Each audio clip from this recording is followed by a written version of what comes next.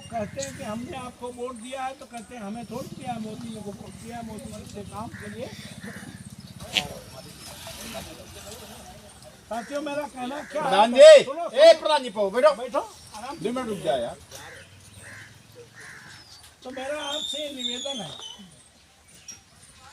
आप प्रत्याशी को देखे नहीं, प्रत्याशी ने आपको देखा नहीं, प्रत्याशी ने आपका सहयोग मांगा नहीं, आपने सहयोग दे दिया, इसलिए वो आपको न पहचानते हैं, न उन्हें किसी गांव में जाने की जरूरत है। लेकिन हम तो 1996 से 3 बार संघर्ष करने के बाद चौथी बार श्याम बिहारी से हमने यहाँ से एमपी 2004 में जीते। इसमें तमाम लोग ये हैं, बसपा वाले हमारे यहाँ तो सब लोग वोट देते थे। जहाँ तक राजपूतों की बात है, ये हमारे अपने भाई हैं, कम देते हों ज़्यादा देते हों, लेकिन प्यार इसमें जरूर देते हैं, वोट कम ज़्यादा अलग बात। हम आज आपसे निवेदन करने आए कि आंख बंद करके किसी रास्ते पे चले जाना समस्या का हल नहीं है। चुनाव का मतलब है जितने प्रत्याशी खड़े हों, जो पार्टियां हैं, उनमें से जो प्रत्याशी हैं, उनमें अगर आपको चुनाव करना हो और उसमें कहीं राजाराम पाल आपके भाई, आपके बेटे, आपके साथी खड़े उतरते हो, तो निश्चित तौर पर समाजवादी पार्टी के प्रत्याशी के रूप में हम आपको वायदा करते हैं कि हमने पूरे सार्वजनिक जीवन में हमने 2 बार एमपी यहाँ जीता है। 9 में तो 15 दिन में जीता था। लोग हमसे कहते थे पाल साहब 15 दिन में चुनाव जीत गए। हम कहा 15 दिन में तो प्रधानी नहीं जीती जा सकती।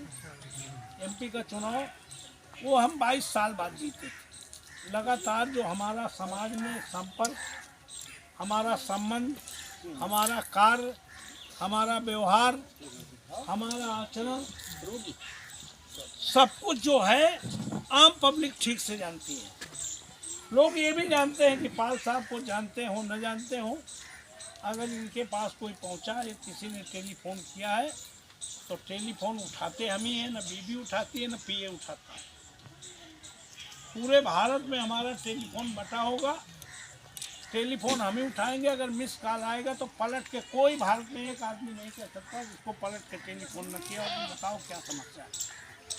और हमारी कोशिश होती है कि 12 बजे रात को भी अगर आपने टेलीफोन किया है, हमने उठा लिया है, तो हम आपको उस समस्या के बारे में क्या हल है उसको संबंधित अधिकारी से बात करके आपको पलट के जवाब देंगे कि हमने कर दिया है, थाने में फ़ोन कर दिया है, इतना काम हम जरूर करते हैं।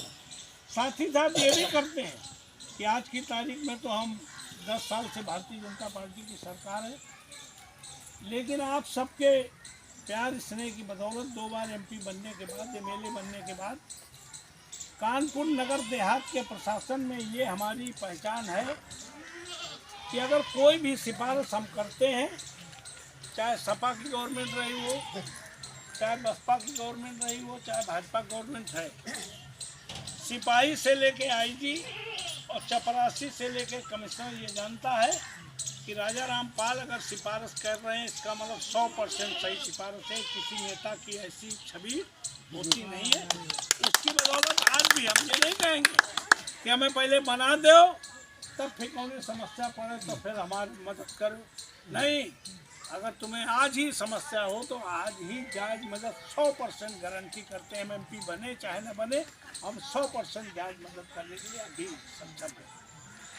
तो हम आपसे निवेदन करने आए कि जो मौजूदा समय है, जो सरकार है, वो तानाशाही रवैया अपना रही है।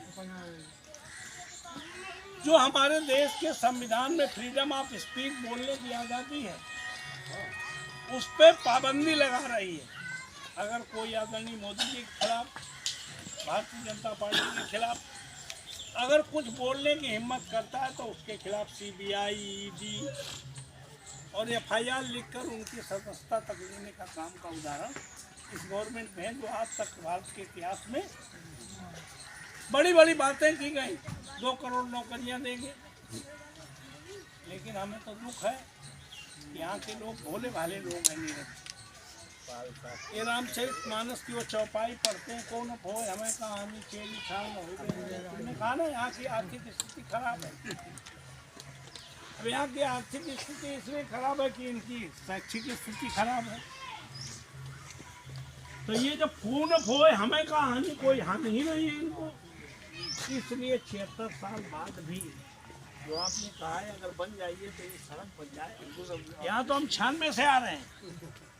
जो हमारे भाई ने रामचंद्र भाई के ने कहा ना कि भुट्टा खाना होगा, हम भुट्टा खाने नहीं आते, हम ये भी जानने आते हैं कि हमारे लोगों की आर्थिक, सामाजिक, शैक्षिक और राजनीतिक हालत क्या है। तो इसलिए आपसे निवेदन करने आए हैं कि 10 साल में एक भी नौजवान को कोई नौकरी नहीं मिली। क्यों नहीं मिली? जो सबसे ज़्यादा नौकरी देने वाला विभाग रेलवे था वो अडानी अंबानी को बेच चुके हैं। सबसे बड़ा विभाग बैंकिंग था जिसमें हजारों लड़के हर साल लगते थे, वो सब प्राइवेट की ओर किनारे लगाए जा रहे हैं। नहीं, ये बैंक घाटे में एक नंबर चिपक। जो तीनों सेनाएं हैं उनमें अग्निवीर भर्ती किए जा रहे हैं। और उनसे भी 4 साल की नौकरी में सरकारी ट्रेनिंग देकर उन्हें अडानी अंबानी के द्वारा खरीदे गए संस्थान जो है, तुम्हारा रेलवे है, BSNL है, पेट्रोलियम है, ऑर्डिनेंस फैक्ट्रियाँ हैं, जितने हैं इनमें क्योंकि सरकारी संस्थान जिनमें सरकारी नौकरी मिलती थी वो सब अडानी अंबानी के हाथों बिक चुके हैं। और अगर पश्चिम उत्तर प्रदेश और हरियाणा और पंजाब के किसान 1.5 साल तक संघर्ष न करते तो जो मिला कस्टमपुर में ये सब अडानी अंबानी के पास और फिर